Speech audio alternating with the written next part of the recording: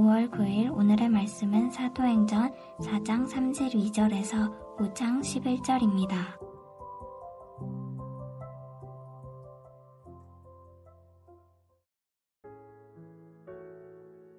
믿는 사람들의 무리가 다 한마음과 한 정신으로 자기 것을 자기 것이라고 말하는 사람이 한 사람도 없이 자기가 가지고 있는 모든 것을 서로 나누어 썼습니다. 사도들은 계속해서 큰 능력으로 주 예수님의 부활을 증언하였습니다. 하나님께서는 모든 사람들에게 더 많은 은혜를 베푸셨습니다. 그들 중에 부족한 것이 있는 사람은 한 사람도 없었습니다. 때로는 밭이나 집이 있는 사람이 밭이나 집을 팔아 판 돈으로 사도들에게 가져와 사도들의 밭 앞에 놓았습니다. 그러면 사도들은 그 돈이 필요한 사람들에게 각각 나누어 주었습니다. 믿는 사람 중에 요셉이라는 사람이 있었습니다. 사도들은 그 사람을 바나바라고 불렀습니다. 바나바라 이름의 뜻은 격려하는 사람입니다. 바나바는 키프로스에서 태어난 레위 지파 사람입니다. 요셉이 자기의 밭을 팔아 그 돈을 사도들 밭 앞에 갖다 놓았습니다. 아나니아라는 사람과 그의 아내 삽비라도 자기들의 땅 일부분을 팔았습니다. 아나니아는 땅을 판 돈에서 얼마를 떼어 몰래 숨겨놓고 나머지만 사도들 발 앞에 갖다 놓았습니다. 그의 아내도 이런 내막을 다 알고 있었습니다. 그때 베드로가 말했습니다. 아나니아여, 어찌하여 사탄이 그대의 마음에 가득하여 성령을 속이고 땅을 팔아 받은 돈 가운데에 얼마를 떼어 놓았소? 그 땅은 팔기 전에도 그대의 것이었고 판 뒤에도 그 돈을 그대 마음대로 할 수 있었소. 그런데 어찌하여 성령을 속일 마음을 먹었소? 그대는 사람을 속인 것이 아니라 하나님을 속인 것이오. 아나니아는 이 말을 듣자마자 쓰러져 죽었습니다. 이 소식을 들은 모든 사람들은 몹시 두려워했습니다. 젊은이 몇 사람이 들어와 그의 시체를 싸서 밖으로 메고 나가 묻었습니다. 3시간쯤 지나서 아나니아의 아내 삽비라가 들어왔습니다. 삽비라는 방금 전에 무슨 일이 일어났는지 전혀 몰랐습니다. 베드로가 삽비라에게 물어보았습니다. 그대와 그대의 남편 아나니아가 땅을 팔아서 받은 돈이 이것뿐이요? 삽비라는 예, 그것뿐입니다. 라고 대답했습니다. 베드로가 다시 말했습니다. 어찌하여 그대와 그대의 남편은 서로 짜고 주님의 성령을 시험할 수 있단 말이오. 보시오, 그대의 남편을 장사 지내고 온 사람들이 문 앞에 있으니 그들이 그대를 메고 나갈 것이오. 그 말이 끝나자마자 삽비라는 베드로 앞에 쓰러져 죽었습니다. 그 순간 젊은이들이 들어와 삽비라가 죽은 것을 보고 그녀를 밖으로 메고 나가 남편 곁에 묻었습니다. 온 교회와 이 일을 들은 모든 사람이 큰 두려움에 사로잡혔습니다. 사도행전 4장 32절에서 5장 11절 말씀을 함께 묵상하겠습니다. 사도행전을 보면 양상은 조금씩 다르지만 일정한 패턴이 눈에 보입니다. 교회가 어려움에 처할 때 함께 기도하고 기도함으로 문제가 해결되면 하나님의 말씀이 흥하는 역사가 나타납니다. 그러면 다시 문제와 어려움이 생깁니다. 그러면 교회가 또 기도하고 그 문제가 해결이 되고 다시 하나님의 말씀이 흥황합니다. 이러한 패턴이 사도행전 6장까지 두드러지는데요. 오늘도 그러한 패턴이 보입니다. 성전 미문에 앉아있던 걷지 못하는 자를 베드로와 요한이 예수님의 이름으로 치유합니다. 이 치유의 역사를 보고서 많은 사람이 예수님을 주로 고백하는 회심의 역사가 일어나지요. 그러자 핍박이 시작됩니다. 사내들인 공회의 지도자들이 교회의 리더인 베드로와 요한을 잡아 가두며 다음날 겁박하여 풀어주지요. 다시는 예수님의 이름으로 말하지 말며 가르치지 말라고 하면서 석방해 줍니다. 하지만 베드로와 요한은 이들의 겁박과 공권력에도 아랑곳하지 않고 보고 들은 것을 가르치겠다고 하지요. 사람의 말을 듣는 것보다 하나님의 말씀을 듣는 것이 더 옳다고 합니다. 이 소식을 치유함을 받은 자가 동료들에게 전하였고 그들은 그 소리를 듣고 하나님을 찬양하고 기도합니다. 믿는 무리가 하나님을 찬양하고 기도할 때 하나님의 말씀의 역사가 일어납니다. 두 번째 유무상통의 역사가 일어나지요. 한 마음과 한 뜻이 되어 모든 물건을 서로 통용하고 자기 재물을 조금도 자기 것이라 하지 않고 나누어 씁니다. 이런 역사가 일어나는 이유가 33절에 기록되어 있지요. 사도들이 큰 권능으로 주 예수의 부활을 증언하니 무리가 큰 은혜를 받았다고 합니다. 그래서 밭과 집 있는 자는 그것을 팔아 판 돈으로 사도들 발 앞에 두었지요. 사도들은 판 돈을 가지고 공동체의 각 사람들에게 필요를 따라 나누어 주었습니다. 그러자 공동체 안에서 가난한 사람이 없게 되었습니다. 하나님의 말씀이 그 공동체 안에서 역동하며 개인이 성령의 가르침을 따라 살기 시작하니 이런 놀라운 역사, 하나님의 말씀의 역사가 일어나는 것이지요. 성도 여러분, 우리가 소망하고 꿈꾸는 공동체의 모습입니다. 서로 필요에 따라 나누어주고 필요에 따라 공급받으면서 핍절한 사람이 없는 공동체의 모습. 이런 공동체의 모습이 우리 교회의 모습이 되길 소망합니다. 그런데 우리가 여기서 주의해서 보아야 할 것은 이러한 공동체로 세워지는 것은 결과물이라는 것입니다. 교회가 핍박을 받고 어려움을 경험할 때 교회가 기도합니다. 기도함으로 성령 하나님의 임재, 성령의 충만함을 경험합니다. 또한 기도함으로 하나님께서 일하시는 놀라운 역사를 눈으로 보게 됩니다. 이것만이 아닙니다. 사도들이 큰 권능으로 주 예수의 부활을 증언한 것도 중요합니다. 이 증언을 듣고 무리가 큰 은혜를 받았지요.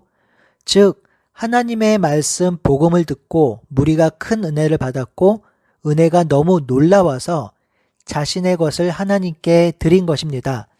그러니 공동체가 유무상통하고 서로의 것들을 나누어 주는 것은 하나님의 역사의 결과물이란 사실을 우리가 기억해야 하는 것이지요.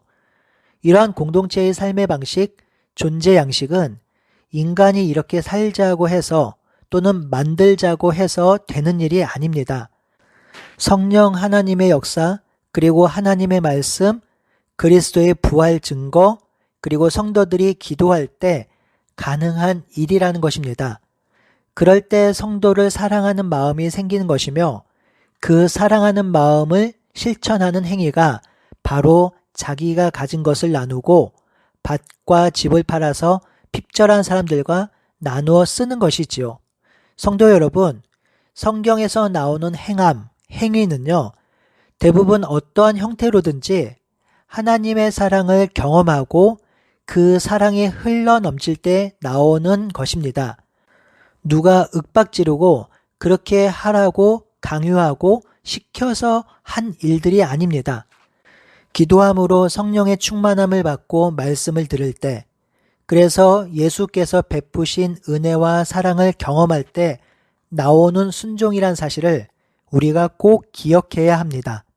사랑하는 성도 여러분, 하나님의 말씀이 흥황할 때, 성령이 충만하게 역사할 때, 부활하신 그리스도가 공동체 안에서 역동할 때, 그 공동체는 세상의 삶의 방식, 사단이 통치하는 삶의 방식을 버리고 하나님께서 이 땅을 창조하실 때 기대하셨던 삶의 방식을 따라 살게 됩니다. 그 삶의 방식이 바로 서로 돌아보며 서로 사랑하며 서로를 위해 기도하며 서로의 부족한 것을 채워주는 것이지요. 이런 공동체가 하나님이 꿈꾸는 공동체이며 하나님께서 타락하기 이전에 아담과 하와에게 기대하셨던 삶의 방식입니다. 이제 예수님의 부활과 승천으로 시작된 하나님의 회복의 역사가 지금 초대의 교회 가운데 일어나고 있습니다. 이러한 새 창조의 역사, 회복의 역사가 우리 교회 안에도 일어나길 기대하고 소망합니다. 우리 교회가 진실로 서로를 사랑하고 서로를 돌아보며 서로를 위해 기도하며 더불어 함께 살아가는 공동체가 되길 바랍니다. 특별히 힘들고 지치고 마음이 아픈 지체들이 공동체 안에서 회복되며 치유되길 바랍니다. 이러한 공동체로 세워지기 위해서 더욱 기도하고 더욱 성령을 의지하며 말씀을 묵상하고 배워나가는 우리 모두가 되길 바라고 소원합니다. 이러한 하나님의 역사가 일어날 때 그 다음에 일어나는 패턴이 뭐라 했지요? 다시 문제가 발생하는 것입니다. 이 문제는 당연히 사단이 역사하는 것인데요. 이제 두 번째 문제가 일어납니다. 첫 번째 문제는 사도들을 겁박하는 외부적인 박해라면 두 번째 문제는 공동체 안에서 일어나는데요. 바로 성령을 속이는 일이 생긴 것입니다. 이 두 번째 문제를 조금 더 깊이 살펴보도록 하겠습니다. 교회 공동체가 하나님의 은혜로 잘 세워지고 있습니다. 공동체의 모습도 아름답습니다. 공동체가 세워지는 아름다운 역사에 아나니아와 삽비라도 동참하고 싶었습니다. 그래서 그들도 가난한 사람들에게 나눠주려고 소유를 팔았습니다. 거기까지 좋았습니다. 그런데요, 판 돈을 모두 드리는 것이 아까워서 판 가격의 일정한 양을 감추었습니다. 아나니아는 남은 돈을 사도들의 발 앞에 두었습니다. 그러자 베드로는 이들이 판돈의 얼마를 숨겼다는 사실을 알게 됩니다. 베드로는 이 일은 사람에게 한 거짓말이 아니라 하나님께 한 거짓말이라고 하자 아나니아의 혼이 떠나갔습니다. 젊은 사람들이 시신을 메고 나간 후에 3시간쯤 지나자 아내 삽비라가 들어옵니다. 베드로가 묻습니다. 너희가 판 땅값이 이것이냐? 삽비라가 네, 이것뿐이라고 대답합니다. 베드로가 삽비라에게 말합니다. 너희가 어찌 함께 꾀하여 주의 영을 시험하느냐? 내 남편을 장사하고 돌아온 사람들이 너를 메어 가리라 합니다. 그러자 삽비라의 혼도 떠나가고 삽비라도 아나니아 옆에 장사되었습니다. 이 이야기는 교회 안에서 많은 이야기, 많은 논쟁이 있었습니다. 그렇다면 이 이야기에서 가장 중요한 핵심은 무엇일까요? 베드로는 3절에 아나니아가 성령을 속였다고 합니다. 그리고 9절에 삽비라에게 주의 영을 시험했다고 말합니다. 둘 다 같은 의미입니다. 성령을 속인 일입니다. 성도 여러분, 아나니아와 삽비라가 땅을 팔지 않았어도 괜찮습니다. 판돈 중에 일부만 드려도 괜찮습니다. 자신이 판 모든 것을 다 드리지 않았다고 생긴 문제가 아닙니다. 이 문제는 성령을 속인 것, 하나님의 영을 시험한 것입니다. 이것이 왜 문제가 되나요? 서두에 말씀드린 것처럼 지금 교회 공동체는 기도와 성령이 충만함, 그리고 하나님의 말씀으로 세워지고 있습니다. 이 시기가 너무 중요한 시기죠. 마치 비행기가 이륙하는 때이며 로켓이 발사한 그때입니다. 그렇게 중요한 때에 아나니아와 삽비라가 성령의 인도함을 거부하고 거짓의 영을 교회 안으로 끌어들인 것입니다. 그들은 하나님이 계시지 않는 것처럼 행동하고 있습니다. 이런 삶의 방식은 성령 충만한 성도의 삶의 방식이 아니라 이 땅의 삶의 방식, 사단의 충만함에 놓인 삶의 방식입니다. 공동체가 신실하게 세워지고 하나님 나라 역사가 진행되어야 하는 중요한 이때 사탄의 방해로 공동체가 깨뜨려질 수 있는 위험한 상황입니다. 이때 성령께서는 베드로의 영적 눈을 뜨게 하셔서 사탄의 역산을 보게 하시고 이 부부를 심판하신 것입니다. 성도 여러분, 우리가 정말 조심해야 할 것은요, 내 욕심, 내 마음으로 교회를 깨뜨리고 공동체를 분열시키는 것입니다.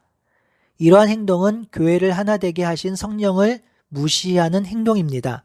그리고 성령을 거부하는 행동이죠. 때로는 우리가 말로는 아니지만 행동으로 얼마든지 성령님을 거부할 수 있습니다. 그러면요, 성령께서 교회를 이끌어가는 것이 아니라 사람이 교회를 이끌어가게 됩니다. 그러면 교회가 교회다움을 잃어버립니다. 그러면 주께서 피 흘려 사신 교회가 무너집니다. 그러니 우리 언제나 깨어 있읍시다. 민감하게 성령 하나님의 말씀에 반응합시다. 내 마음과 욕심으로 성령을 거부하지 말고 기도함으로 성령의 말씀에 순종하는 우리 모두가 되길 바라고 소원합니다. 함께 기도하겠습니다. 하나님, 하나님의 몸된 교회를 세우라고 우리를 부르셨습니다. 하나님, 이 교회를 세울 때 우리가 더욱 기도하며 교회를 세우게 하여 주시옵소서. 더욱 성령 하나님의 말씀에 민감하게 반응하며 교회를 세워갈 수 있도록 인도하여 주시옵소서. 내 힘과 내 능력으로 교회를 세우는 것이 아니라 성령 하나님께서 주신 힘과 능력으로 성령 하나님께서 이끄시는 대로 우리가 순종하며 교회를 세워갈 수 있도록 인도하여 주시옵소서. 살아계신 예수님의 이름으로 기도드리옵나이다. 아멘.